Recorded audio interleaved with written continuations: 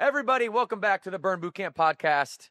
It is a brand new season, episode 1 of season number 3, and we've got the one and only Morgan Kline in the building. It is my favorite person. I know her better than anybody else in the world. My wife, our CEO, and the heart behind Burn Bootcamp. Listen, she is going to tell all when it comes to leadership, what it really means, what qualities matter most, and really how not to lose sight of yourself as you're building a company that is bigger than you. She has been running CEO for the last 3 years. We're going to dig into that right away.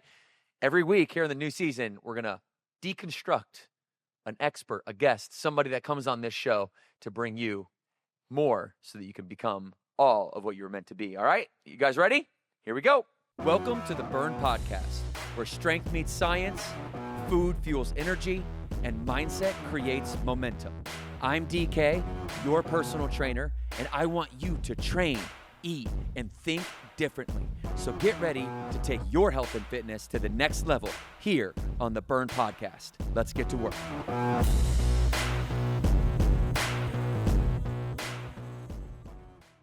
All right, everybody, welcome to the podcast. Morgan, what is up? Hello.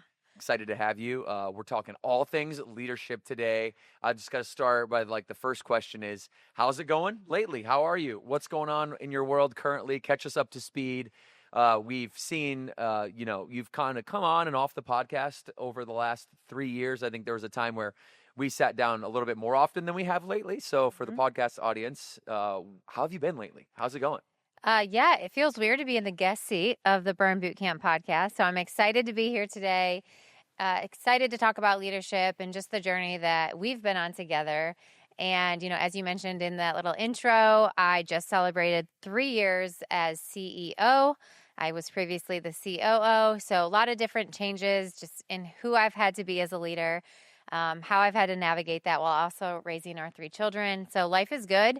We are busy as always. And, our kids are keeping us busy, but also our business is in a great spot right now, and I'm just really proud of everything we've done over the last 24 months. It's been hard, but it's been necessary, and I think I'll talk about that a lot today. Is change is hard, and making decisions that may have emotional ties to it can be hard as a leader.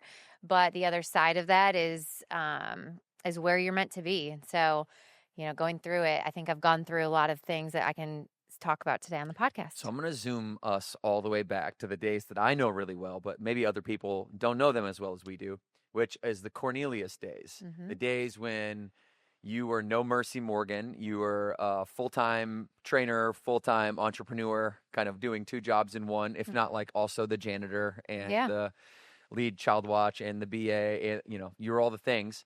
And often how it is in a small business, take yourself back to that time. When you're kind of leading one gym, co-leading a company, and now you look back on that time. What about those difficult times really helped you get from that to where we're at today? Yeah, looking back on those days, I was actually reflecting on this not too long ago on another podcast I was on. I don't even know if I considered myself a leader back then. I was doing what I had to do to lead a gym, lead a community, build and try to scale our franchise business, and also start to have kids. And so I think those are the days that shaped me as who I wanted to be and who I didn't want to be. But I don't think my biggest lessons were even in that phase of our life. It was more in the 2018 to 2022 era, I would say, when I actually stepped out of being in the gym and into building the infrastructure at headquarters, is where I would say most of my lessons were built. But I would say, Cornelius days were that really shaped me. It shaped who our community was. It shaped what we stood for. I think you and I both learned a lot about who we wanted to be and how we wanted to grow this company in those early days when we were thrown into business ownership and, leading a group of trainers, of child watch members, and then BAs and managing people. Those were all experience I had never had prior to opening my own gym. And so I really had to learn a lot of the core principles of what people management And people management is much different than leadership. Would you agree with that, Devan? Yeah, I would agree with that 100%. And it sounds like you've kind of made your own definition of what leadership is throughout the years just by trial and error. Mm-hmm. You can't always read about leadership. You actually have to practice it. I think a good metaphor for that is you can't read about push-ups. You actually have to do them. Mm-hmm. And Yeah. you went through those metaphorical push-up reps from the time when you were pregnant with Cameron on a mic, 9 months pregnant, training camp, Mm-hmm. Working 80 hours a week still, all the way till now. So as you look back and you reflect and you were able to make that, or in part make that definition of leadership for the company, what would you say leadership is? Like, what, I know that's a very broad question, Yeah. but like every company, especially from your you're going to have a specific idea of what it is based on your experience, and I would love to hear that. Yeah, I think that's a great question. I think leadership at its core is it's who you are and how you act and behave, and how that then translates into attracting the people around you to motivate them to do things differently. Even thinking back to me as a child, I did always stand out. I was a captain of my soccer team, captain of my basketball team. I wasn't the best player on either one of those teams, but there was something about me that my coaches saw that I would step up. I would offer my time. I would get in the trenches with people. I would do hard things, but my attitude and my belief system put me into this leadership category, right? And that's something that I'm trying to teach our children. And, be a leader. What does that mean? That's not a title. It's not experience per se that you've gotten. So now you can be a leader. I think leadership is truly how you act and behave, and that starts with your thoughts about yourself, and then it ripples down to the people around you. Good leaders have teams that want to go above and beyond for that leader. They want to do it for the company, but they also want to do it for the leader because they want to make that leader proud. They don't want to let that leader down, and they care so much about the leader in itself and the person that they are and what they represent that makes them want to work hard. So I think that's what leadership is to me. And I say that because I want people that are listening to this podcast to understand, again, that leadership is not a title. Yeah, we introduced myself as CEO, but take the title away. Leadership is how I just want to act in my life, in my friendships, in my marriage, in parenting. I want to be somebody that attracts others to check themselves, to say, hey, how could I be better today? Yeah, what I hear you saying too, that I hope people are picking up on, is you're very aware about how your actions are reflected to the people around you, because that leadership seat, it's rarefied air. I mean, one of the biggest issues you can see across our society is leadership in general, and people that have good morals, ethics, values, that especially are willing to uphold those morals, those ethics, those values during the tough times. Mm-hmm. That's what we don't have. That's what we have a scarcity of, and we need more of that. And your ability to understand and be self-aware of not only of yourself, right, but like the other part of self-awareness is to be aware about yourself and the environment around others.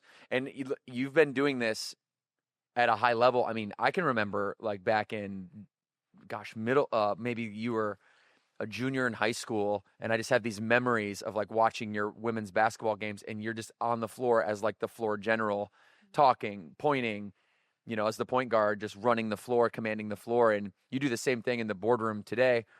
And so that's always kind of been in you.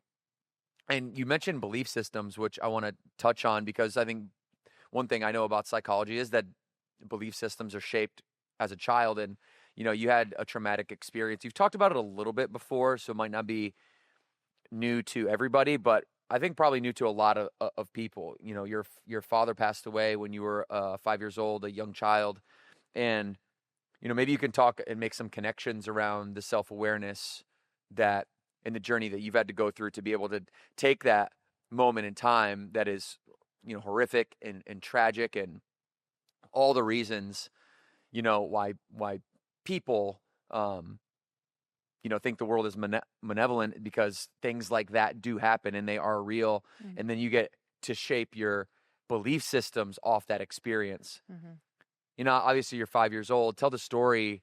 And then, how do you go from a 5-year-old to having these belief systems that put you into a spot of leadership and continue to compound your leadership skills? Because most times that sends people spiraling in the opposite way. Yeah. Yeah. I've thought about it a lot. I don't know if I have it all figured Can you out, tell the right? story first so that... Yeah. So when I was 5 years old, my dad was killed in a drunk driving accident. I had just turned 5. It was a month after I turned 5 years old. My sister was 9. It was 20 days before Christmas. And he went on a guy's trip to a basketball game. He was a huge MSU fan, and he got tickets to go to a basketball game.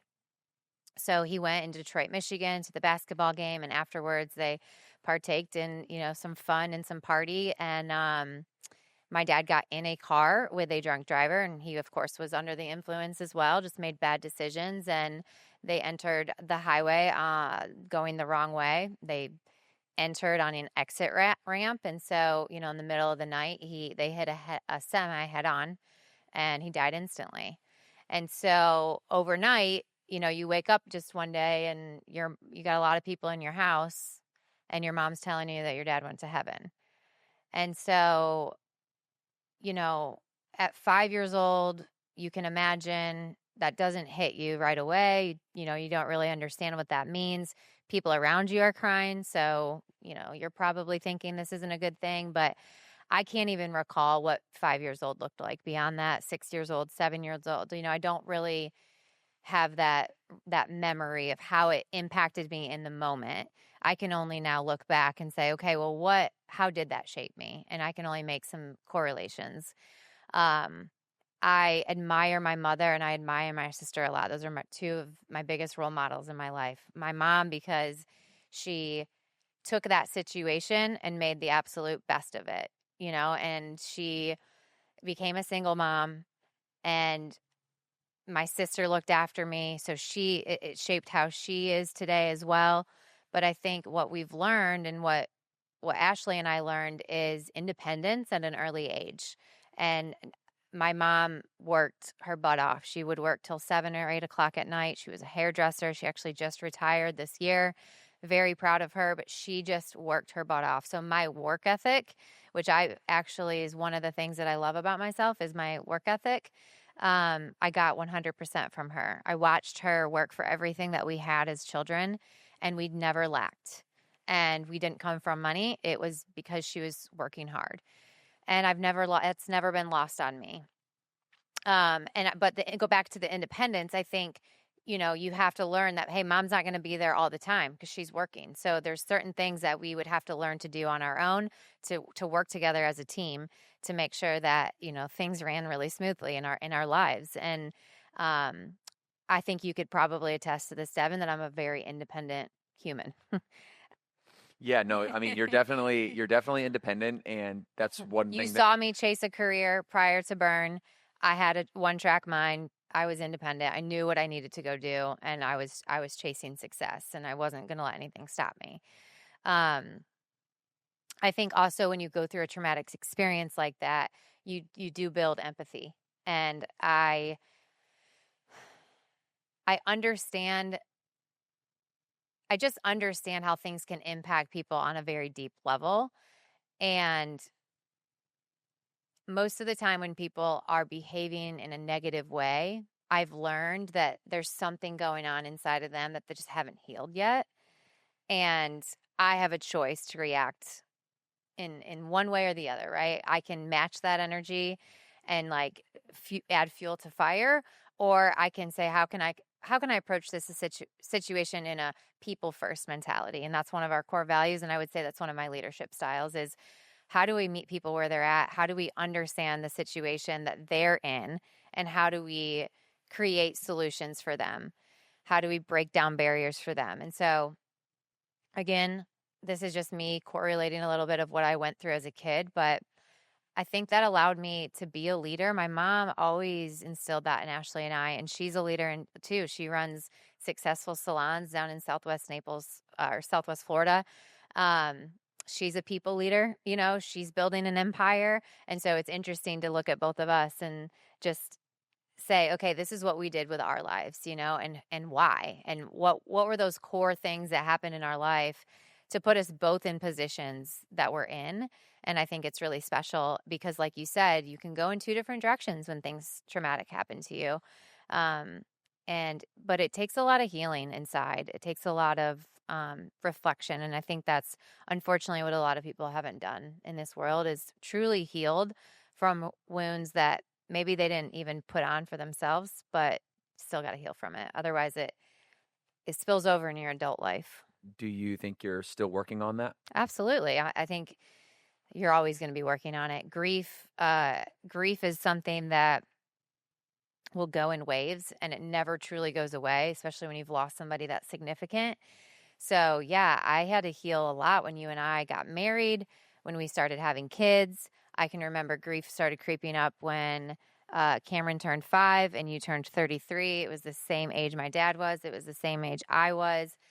Things that I never expected to happen thoughts started to creep in. And so, yeah, I've had to do a lot of healing. And I think even I would portray a lot of that on you in our marriage, of like being really afraid that when you would travel, remember how I'd be obsessive that you would text me at night? Yeah. Or like when you landed and you thought it like was, hey, why are you checking up on me? Like, I'm good, But it was this deep, deep, deep fear that I was going to lose you too. Yeah. And I've had to work on that because that didn't always come out in a positive way. It came out in a controlling way. I think that I've had to, I think control is something that also has come out of that situation. I try to control a lot of things in my life because if I feel in control, then nothing bad can happen to me. And that deep fear of something bad happening, losing the loss of somebody that I love, is still a biggest fear I have. And I think that comes through me trying to control a lot of situations. And in leadership, I've had to learn that that's not always a good thing. It's not a good thing in relationships. It's not a good thing in leadership and running a company, because running a company and managing people, not everything is going to be, especially a franchise, not everything is going to be in your control. And so just learning to surrender what is in your control and what you can control, and focusing on what you can control, and letting yourself believe and have faith that everything else that's meant to be is going to be. So when you talk about your story, what I hear is that Lori was really your mom, who I love dearly. Lori is my mom. Yes. Yeah. She wasn't. Yes. She has been this like backbone Mm-hmm. to you guys. And so you really got to see your mom grow, like growing up, going through this experience. You got to see how your mom handled herself, and you just became like her in so many ways, from a strength perspective, a leadership perspective, work ethic perspective, like you mentioned. For people that go through these types of things that don't have that example of leadership in their lives, I'm curious what your thoughts are, or maybe some advice that you might give to somebody who, their mom wasn't like a rock for them. Their mom did spiral out a different direction. Is there any, if you were to play the tape back, could you put yourself in those shoes and maybe give some advice to somebody who doesn't have that leadership?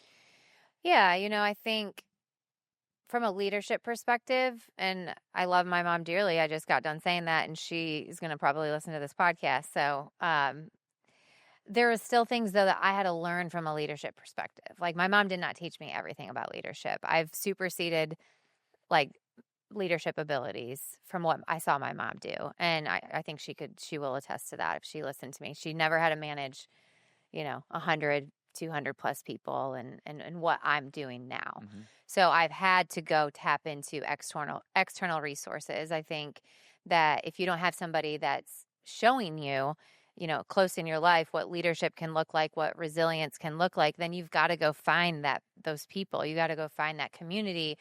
You and I tapped into Tony Robbins early on. I still think there's things that he said in those seminars that really resonate with me. We've read leadership books. We've done leadership training. You're constantly a life learner, and you're trying to pull things from all different types of styles of leadership.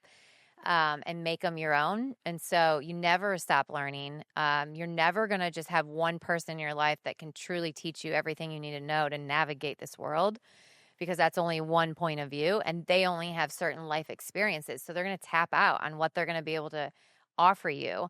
And so that you have to be able to pull that from multiple different sources.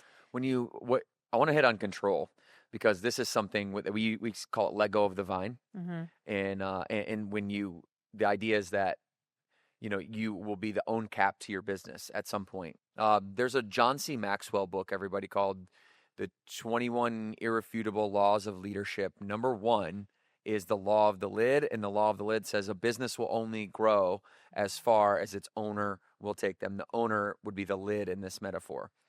Yeah. How do you not put a lid on things? How do you realize the need for control, where it's hurting you, where it's helping you, when to let go of the vine?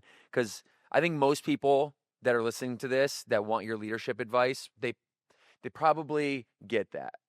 I can't control everything. But how often does that just become this cliche thing that people say, that control everything, right? So how do you, through your perspective, taking the lid off of the different levels to growth, how do you do that? How do you recognize when you're kind of in your own way and being the lid? Yeah. Oof. I think it's a song and dance, and I think I'm trying to think of some examples in our own business. Or parenting too, because a lot of times, running a household and running a business, is relatively the same thing. Yeah, you and I have built a great team around us. We have a great team at headquarters. I think where I tend to step in more and start to bring back some control is if I see something that has the potential to go off course, off brand, off mission. So that's kind of how I now teeter between where do I need to step in and where do I let my team keep going, is if I feel like, do they fully understand my expectations, our expectations, the vision of the company, how this impacts who we are and what we stand for. And a lot of that is because we've built a brand that is a franchise system. So we are giving a part of that brand to people that are then go representing it, so we don't have control over everything, but we have control over our systems, our processes, our policies, our standards. And so I want to make sure those processes, standards, policies all align with our vision. If we were to step away tomorrow and then 10 years from now, we take a look at the brand again, I would want to make sure that what we're doing now still feels the same in 10 years, just better, And so there's times that I have to check the team or even check myself and check with you, like, hey, is this really the direction we want to go? And what are the impacts that this is going to have? That's where I still bring myself into control. But, I also, double-edged sword is, as a leader, I always want to have an open mind. Just because I did things a certain way a year ago or 2 years ago, I want to hear smarter people in the room that challenge me on why are we doing it that way, or have you thought about it this way? And I want to keep an open mind. I don't want to have rigidity in we must do things this way, because we're evolving, we're growing, people's needs change, and we've brought really incredibly smart people to the table that can check us and challenge us on how we do things. So that's why I said it's a song and dance, because I can't give you one area that I'm like, okay, this is what I do control, and then I don't control over here, because it's constantly changing. And you've seen that constantly evolve too, Yeah. and what kind of scope and responsibility. And that's one of those questions that is really hard to answer and give specific advice, because everybody sits in a different seat inside of their own company with different skill sets around them. But I think what I am hearing is gradually, from 3 years ago, we just celebrated the 3-year anniversary of you as the chief executive officer. You got 3 years compounded of that, of you looking. And what I've noticed, for what it's worth, you tell me if I'm right or wrong, I've noticed that you've gradually let go of control. You intentionally give control with specific outcomes so that you can then measure that control to other people. You trust them to do their job. You don't micromanage them or get in their way, but you also trust but verify. Yeah. You make sure that you're not just going to trust somebody that the website is the way that they said it was going to be when you had a vision for it. You actually go back and say, that's great. Show me your hard work and compliment them on your hard work, but also your ability to find 3 errors in something that everyone else looks at and looks like it's clean is like your attention. It's probably frustrating, isn't it? It's not frustrating sometimes. Yeah, it's definitely frustrating sometimes. More so personally than professionally. Professionally, I think it's a superpower because you get to find all the details, right? All the things that everyone else misses. You get to see that, and it's a superpower at the house too. I'm just except for when it's about me. When it's about me, then it's like if it's about the kids, all good. If it's about me, we'll talk about that later.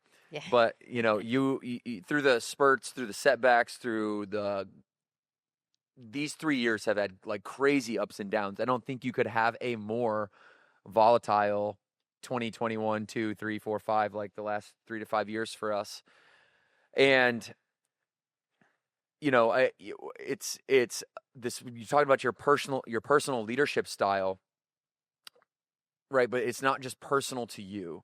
Your leadership style impacts everybody around you. Yeah. I was the CEO. I stepped away as the visionary. What that basically means is the CEO's right hand, chief strategy officer, to help fix issues, to help fix problems, to be able to just look around the corner and anticipate anything coming in the future so that the CEO can worry about the next year, the next 3 years, and then integrate that with the leadership team. And so maybe talk a little bit about how we're set up, because I think it would be helpful for people to hear that you went from just being a trainer, not just being a trainer, but a trainer running a gym, very important role in the company, all the way to the CEO. And then how the dynamics of people around you have shifted, namely mine, because now it's this visionary, this CEO, we're running the company. What does that really mean? Is it, in a family-owned company, is it like a mom and dad thing? Like if I want to do something and I go to mom and she says no, then you go to dad and he says maybe. And like, is it that dynamic? I want you to lay this out for people so that they clearly can kind of get the hierarchy. And know like the CEO seat, the definition of it, and how it works with the leadership team, with me, with everyone around you. Yeah, well, it used to be the mom and dad, I would say, metaphor. The whiplash. Before, when I was COO and you were CEO, because we were splitting our leadership team, and half would report to you and half would report to me, and then no one was really like working together. So obviously, when I moved into that CEO role, we opened up the COO position, which we've since filled with Amber Burke. She's been on a handful of podcasts here at the Burn Boot Camp podcast. But prior to that, it was, okay, in this move, you're going to visionary, I'm going to CEO. Everybody's reporting to you. Everybody on the leadership team is essentially reporting to you. And so that freed up your time to actually be the visionary and to understand that we always have to be 10 steps ahead, 3 years ahead of our planning. And that's something that you have a great ability to do. And then what I get to do is take that vision and integrate it into the system and say yes and no to certain ideas, to dig deeper. Notice a little smile when she said no. She said, I get to say yes and no. Yeah. That's the well, it's important to say on the podcast, course, right? Yeah. Because leadership is not, you don't want yes men around you. Like it'd be easy for Devan to hire a CEO that just says, yes, sir, you're the CEO, I'm going to do it. Well, I have the privilege because I'm the co-founder and this is 50% my company too. And we have a lot of respect for each other. And so I don't say yes to everything that you want. And I'm not saying that that's my advice if you are working for a founder, but challenging people and just challenging ideas, I think is so important. And the challenge isn't always a no. It's just, let me understand why. Like, why do you want to do this? Let me understand the outcome. Let me understand what's going on in your brain a little bit more. And so that's the relationship that you and I have is you're kind of, you're constantly understanding where do we want to go? I'm telling you what's getting in our way. You're helping remove those barriers alongside me or alongside our leadership team. And I'm keeping the course and making sure that the 1-year plan matches, what the 3-year plan is going to look like. And so, yeah, I mean, integrator is the definition of the role that I play, is taking a vision and integrating that, and then making these tweaks along the way, because issues are coming up in our business. We've gone through growing pains, and in any business, you're going to always have problems. You're going to always have issues. As the CEO, it's my job to remove those barriers, to solve those issues, to anticipate those issues, in, both our headquarter business, our franchisor business, our franchise partner business, our member experience. What are the things that we need to get ahead of so it doesn't have a large impact? Because we have, over 380 gyms open. And so when there's issues, you don't want them to have this great impact that can, take us down a notch and, take franchise partners' businesses down. And so that's the role I play, is that I am always seeking problems and I am always trying to find solutions. And that's my leadership style too. So I let my leadership team, hear the vision, come alongside, and let's build the plan together. And then as issues come up, you come to me with some solutions and we solve things together. And that's how you have to learn to operate in that capacity. When you want to be a high-level leader, you got to build a team around you that you're willing to let them go find 2 or 3 solutions before you jump in and try to control the situation, because that's what you've hired them to do. But good leaders get down and then go solve it together, and they go face the fire together, and you're lockstep. That's, to me, what a good leader is. And that's those experiences that somebody that you're leading, they watch you go through that together, they're now going to want to fight even harder. Yeah, I love that, because it's what I hear is you talking about doing the hard jobs. Like you are willing to do all the hard jobs, and in fact, you'll do them intentionally so other people can see you do them. For example, pretty much every entrepreneur has a blueprint of how they think the business is going to go. Yeah. Right. And it never ever goes, like, I haven't seen one scenario in which everything has gone in exact alignment to the blueprint that you had set out. Like, you think, oh, I'm going to open a gym or 2 or 3, and then you end up getting to number 2, and it's like, wow, this is a lot. I'm cleaning toilets right now in the back room on a Friday evening, and that wasn't part of my blueprint. But what you're saying, what I love about your leadership style, is you'll be the first one to go back in the back room and clean the bathroom and clean the toilets. And also, if you see somebody doing that, you're also the first one to say, hey, great job. Mm-hmm. Look at how well you just cleaned that countertop, or look at how well you just trained that camp, or hey, your sales process, Burn Ambassador, on this first time trial member, it was great. I really loved how you did it. And maybe here's a tip or 2. Mm-hmm. And you don't have this, neither one of us have this mindset of like, we're the leaders. Yeah. Leadership is really what you said about getting on that level, being able to do any job at any time, which is such a key skill. And I want to hear your thoughts on this. Such a key skill for when you have setbacks, when there's barriers. What I wanted to do, I think, is talk a little bit about a setback or a barrier, or you mentioned these times where you've had to really overcome alongside your people, get out of their way, let them solve the issue. You guys solve it together. What barriers, what setbacks, what and kind of never but before told podcast type of stories might come to mind to you when I ask about the setbacks that you faced, let's just say in the last 3 years as the CEO? What's one that members might be interested in hearing about, kind of behind the scenes? I can think of a couple maybe, but I wanted to hear your thoughts. So you're talking about a practical business issue that we solved at headquarters that made me want to bang my head against the wall? Yeah, like bang your head against the wall. Like, that embodies all the things you're talking about. Then you got together with a teammate, you solved the issue. Now, looking back a year later, you're in a completely different spot with this one thing that used to be something that was blown up. The thing that keeps coming to mind is our retail website. Okay, the retail website. What came to your mind? Afterburn bars. Okay, that's a good one too. You want to tell that story? Tell that story of Afterburn bars, because I think it's a good story of being able to say that, hey, there's something that went wrong in the business, right? We were making Afterburn bars. They were delicious.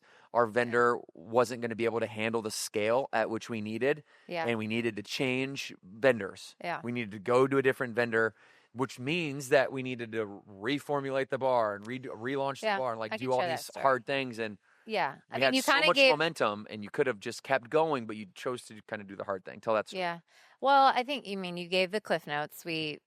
And people that have been with Burn, you remember that original cookies and cream and triple chocolate Afterburn bar. And yeah, we had a vendor that I think this is what I learned the most is I do often trust people too quickly. Mm-hmm.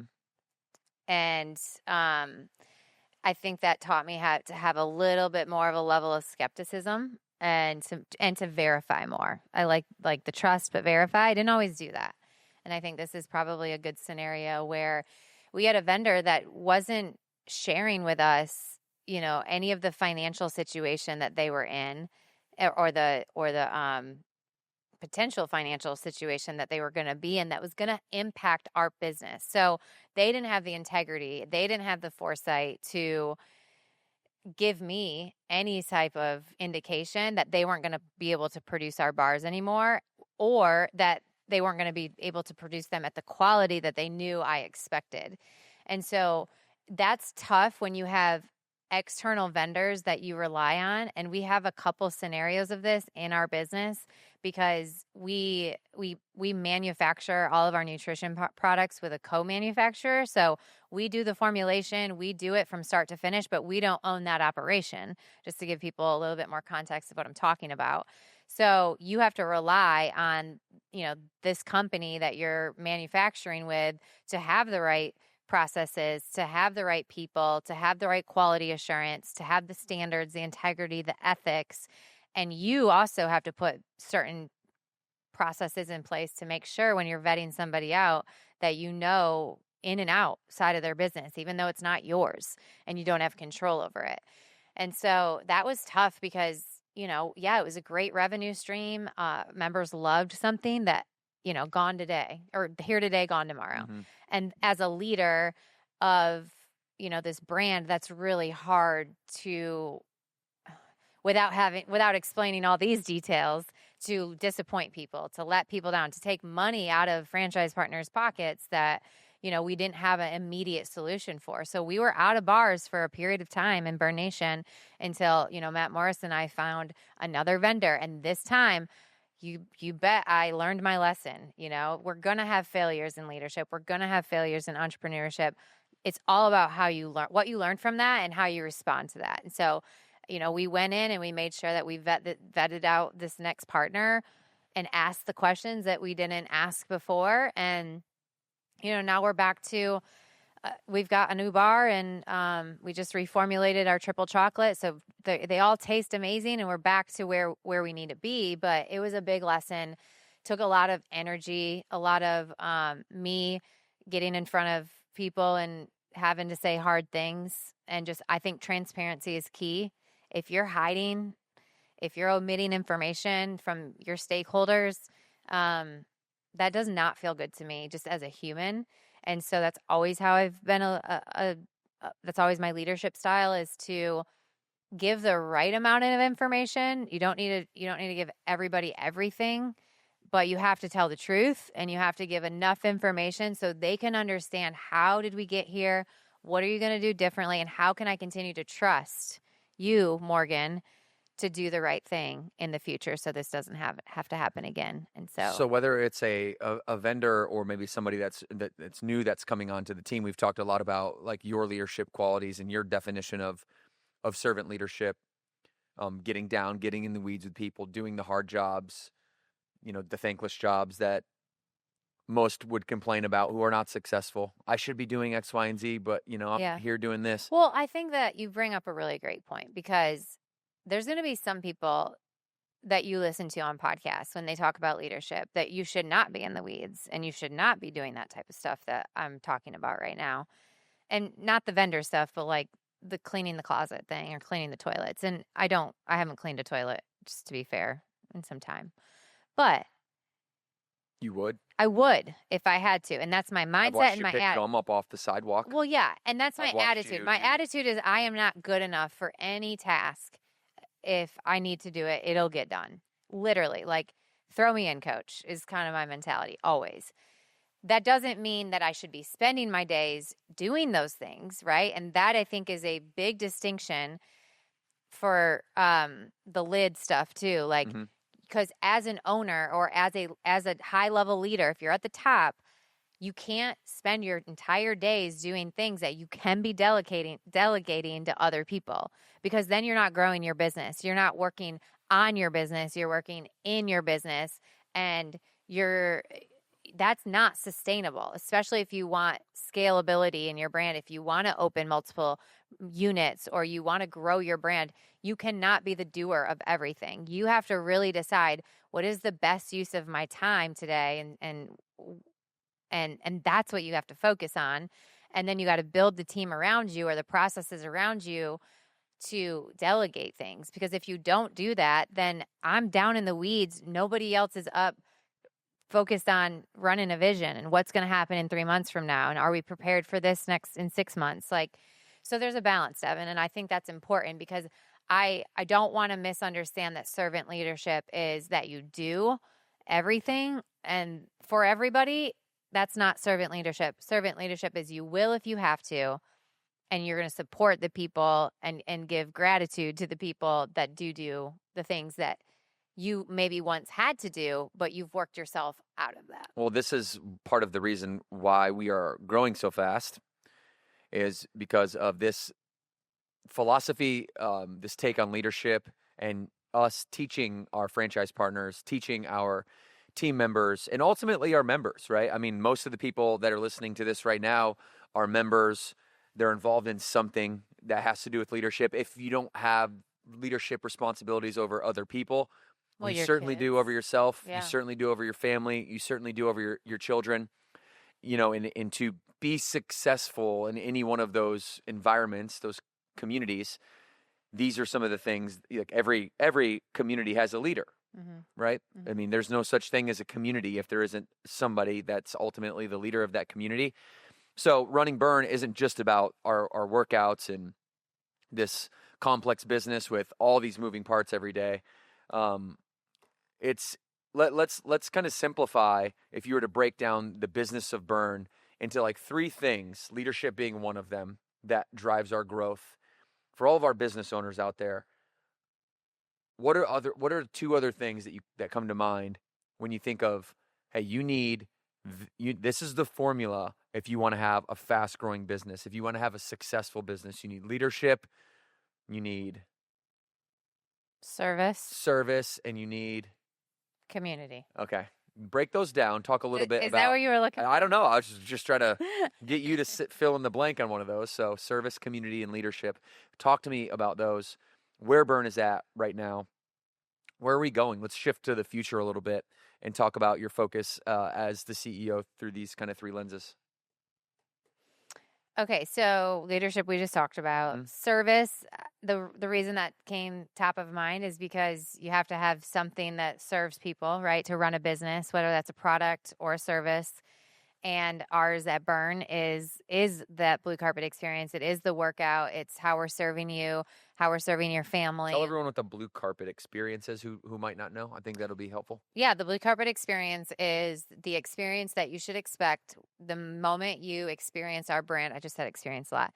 The moment you engage with our brand, what does that touch? What are all the different touch points that we are teaching our franchise partners to teach their teams to go execute, so that every member, every camp, every location has a consistent experience across our brand? And so we have a blue carpet checklist. We have everything we think about is, how does this fit into the blue carpet? How do we actually execute the service that we want to provide, in this brand? And so from the moment you step in, what's the temperature like? What's the music level? What are you getting a high five in front of the desk or behind the desk? Where's the BA? What does the child watch interaction look like? What happens when you step on the floor? what happens during the workout. Then you have your all the trainer points that they have to hit. What happens during that cool down, and how do we engage members to, celebrate Keep Moving Club or celebrate somebody's first camp? How are we bringing that community together? And then what does it look like when you're leaving? And then how do we continue to stay engaged with you when you're outside of the gym? So that's really what the blue carpet encompasses. And that's how we provide a service. We've got products within our brand. We've got activewear, we've got nutrition, but we're ultimately here to provide a service to our members. And that is through the lens of fitness. And so then that's great. That was perfect. Talk about community now.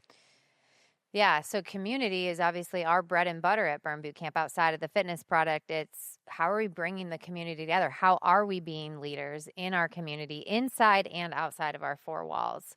And when you think about business, when you're bringing a community of people together that share a common goal and share a common love for your brand, how is that making them better human beings? And so when you can focus on your members and you can focus on community, you have raving fans. You have lifelong fans of what you're doing. And so building that is key to success. So those are like the anecdotal parts of success: leadership, service, community, those three things together. I want to talk about one specific piece of our business that a lot of people might not know, and when you're a franchise, you actually are regulated by the government, by the FTC, Federal Trade Commission, and we have this thing called an FDD, and I just wanted you to touch on what an FDD is, and maybe if somebody is interested in the business of Burn Boot Camp in partnering with us, because I don't know about you, but I get messages pretty much every day on Instagram, especially to say, hey, you should bring Burn here, or you should go here, or I want to bring Burn here. I'm living in Georgia and I'm moving to California and I don't have a Burn near me and now I want to open one. Talk about an FDD, how somebody can get one of those and how they can go through and see what the business of Burn is all about. Talk a little bit about the franchise opportunity.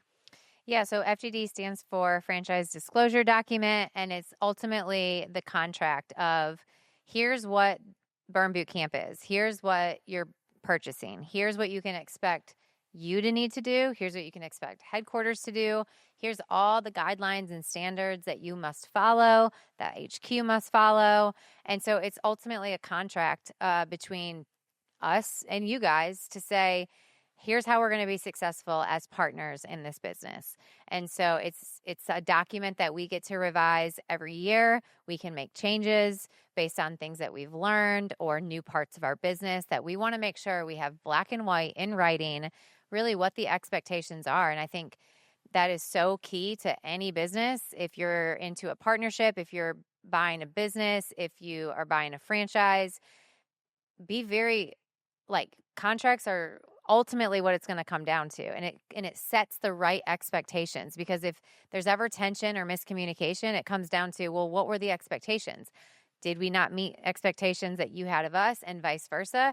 Well, how do we have a binding agreement that we can go back to that's ultimately kind of the Bible of the partnership? So if you're interested, then you reach out to our franchise development team. We have a website, franchise.burnbootcamp.com, and you'll get contacted with our team, and they'll have an initial call with you, and then they'll set the right expectations on, hey, what are the next steps here? What areas are you interested in? And we'll get more information about you. Are you qualified to be a franchise partner? Because not everybody is going to be qualified, and that's okay. You've got to have the right financial backing. You've got to have business acumen. You've got to have some leadership experience or be willing to grow your leadership experience. And if we think it's a good fit, then we're going to give you that FDD so you can take a look at that document and you'll get a better idea of what this business entails. So many of our franchise partners have expanded into, they buy in with a location. They get the location to where it's to the point where it's transforming the community. Everyone's raving about Burn. They go to a second one. How often right now are we seeing this happen, the expansion into multiple locations? And the reason I ask is because, along the ways we've been enticed, I would say is a good word, to award more locations than probably than would be responsible, and we've refrained from that because we want to protect the integrity. And so if somebody's out there and they're like, well, what do I have to do? 1 or 2 or 3 or 10? What do you, I think I know your answer, but I'd love to hear you say, what do you like to see? Like, what's the perfect type of person you like to see talk to Kara, talk to our team? What do you like to hear from them? What type of personality do you want them to have? You mentioned a little bit, but more on the personality side.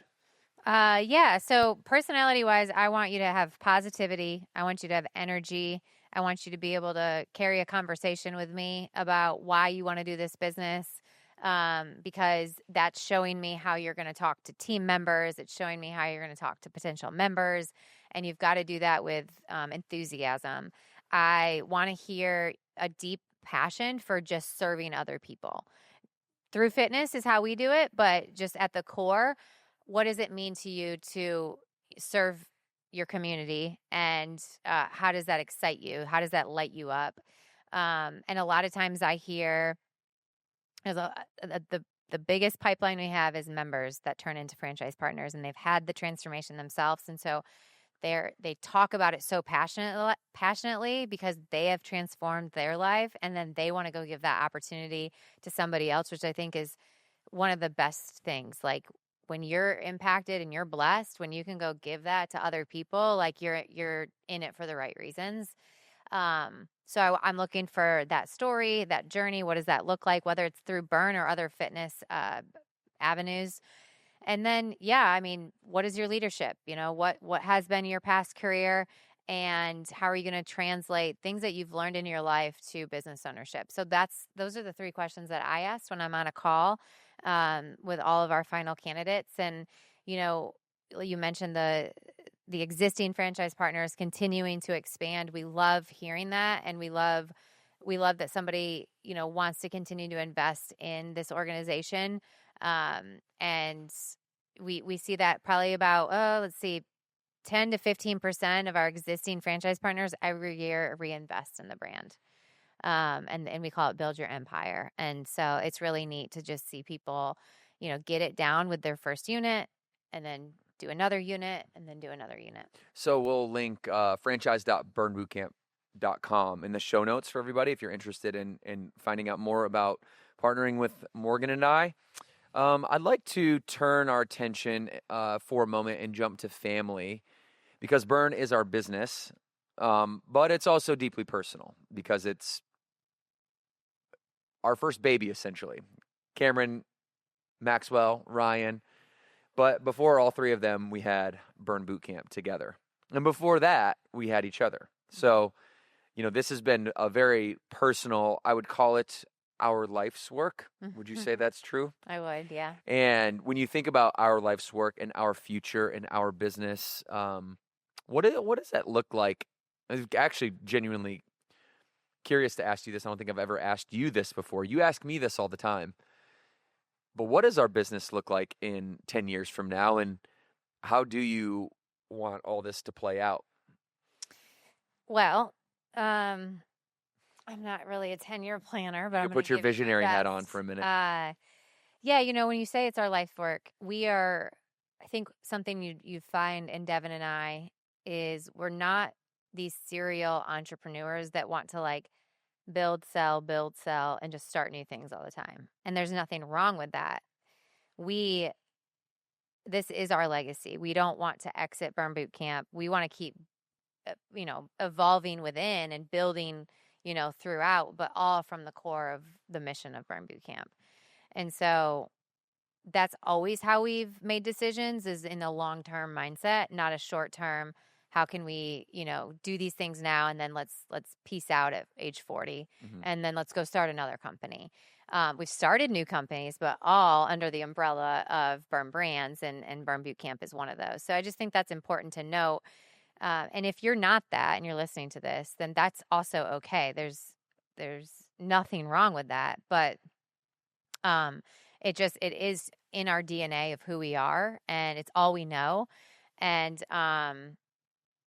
you know, we just 10 years from now, I would say more of what we're doing, more of the same, but at my heart in foundation and philanthropy. So that's where I see my work shifting and my time shifting, is finding other ways that I can give back to the communities that we already serve, but on a different and more, not more meaningful level, but on a financial level and a service level outside of fitness is where I see my work shifting towards, if I were to look 10 years from now. But I'm confident that we're doing all the right things right now. We're building the right team right now. So in 10 years from now, you and I can wake up and still be serving people through this mission.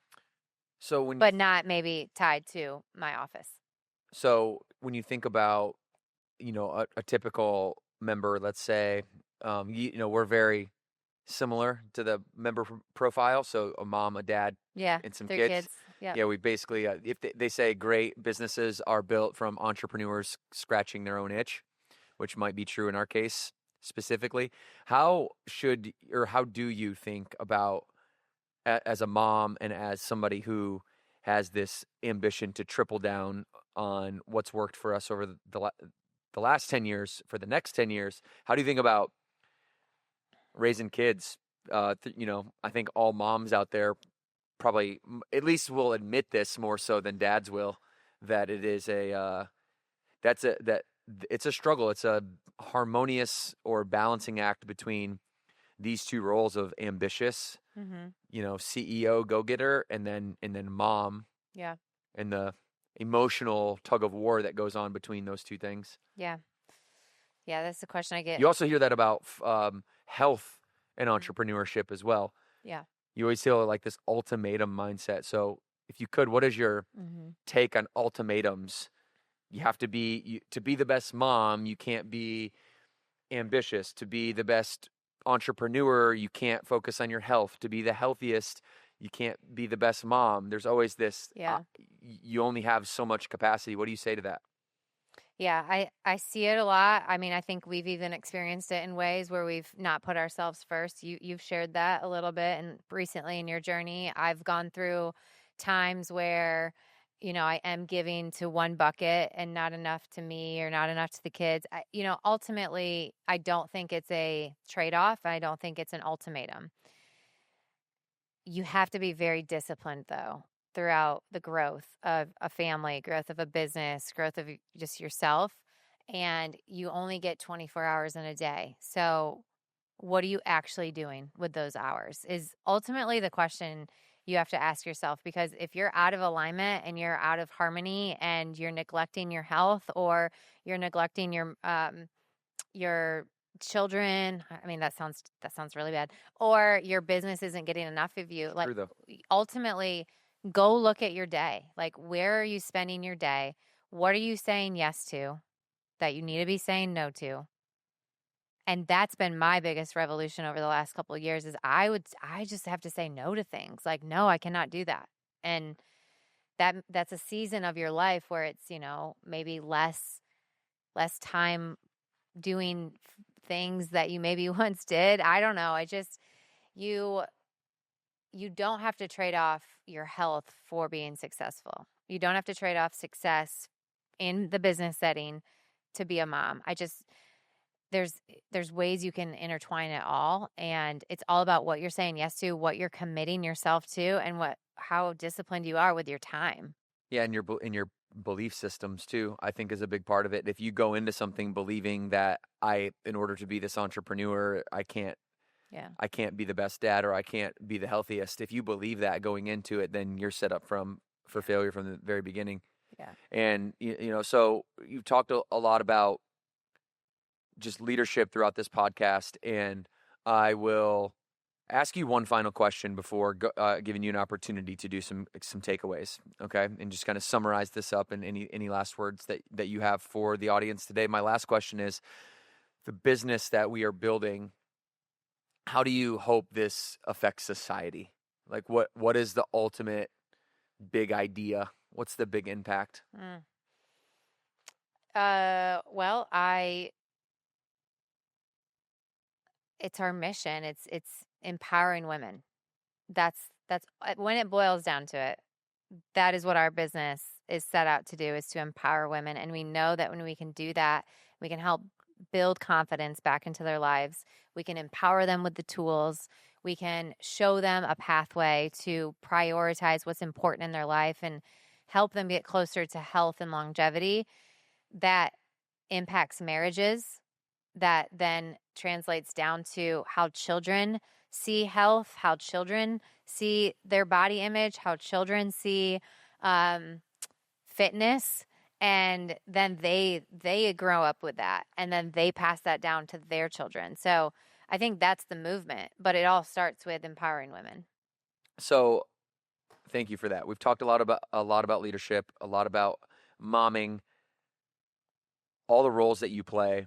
If you were to summarize this, what you're saying today, if you were to summarize this in, let's just say, a handful of words, how do you summarize this, and what advice would you give to somebody in a recap? Mm-hmm. Very punchy, Morg. Let's see how concise you can be with this takeaway segment here. My biggest takeaway would be that you are constantly evolving as a person, which means your leadership is going to be constantly evolving. How you parent is constantly evolving. How you take care of yourself. Never get stuck in one way. Be willing to change who you are. Be willing to dig deep and to figure out, where do I suck? Like, where do I suck? Where do I need to go learn how to be better at things? The leader that I was last year is completely different than not completely different, but different than who I am today. Certainly the leader that I was 5 years ago is not who I am today. You have permission to change. You have permission to evolve, but no one is going to hand you the blueprint to just go do that. It takes reflection. It takes self-accountability. It takes self-awareness, and it takes your mindset to say, hey, who I was tomorrow isn't who I have to be today, or who I was yesterday isn't who I have to be today. So I would just say, if I recap all the questions that you've asked me, and I look at 10 years of me being a leader in Burn Bootcamp in this setting, I evolve and I change all the time because I'm learning new things about myself. I'm learning new things about other people, and business is also changing. So you just have to be open to that. Otherwise, you're going to age out. Well, thanks. Dare I call you babe? Was that a good recap? That was a great recap. Okay. I loved it. Very good. This has been great, Morg. Thank you for taking time out of your day to come talk on the podcast. I know you are much more busy than I am as the CEO, with a full calendar and full schedule of people that you manage and empower to lead the company. And I just get to sit over in a field and daydream all day long. Give yourself more credit than that. I work on a lot of whiteboards. I'll give myself some credit. No, it was good. I, of course, will always say yes to this. Podcasting is, if I had more time, I'd do it more. But I love talking to people. I love giving people my perspective. And I hope that today's episode just gave you a little check-in on yourself and where you want to go in your leadership. We're going to bring you back and bring you back and bring you back, okay? All right, sounds good. So if today's conversation sparks something inside of you, I want you to make sure that you let us know. Share this episode with another leader in your life. Subscribe to the podcast, because on YouTube now, we are live. You can see 2 shows every single week and more real-world conversations with experts and amazing people, humans like Morgan Kline, on leadership, business growth, health, fitness, nutrition, psychology, personal development. That's what you show up here for, like Morgan embodies, showing up with an open mind and wanting to get better. Don't forget that leadership starts with yourself. It starts right here, right now, today, with the next action that you have. Until next time, everybody, keep moving. 2 claps on 2. 1, 2.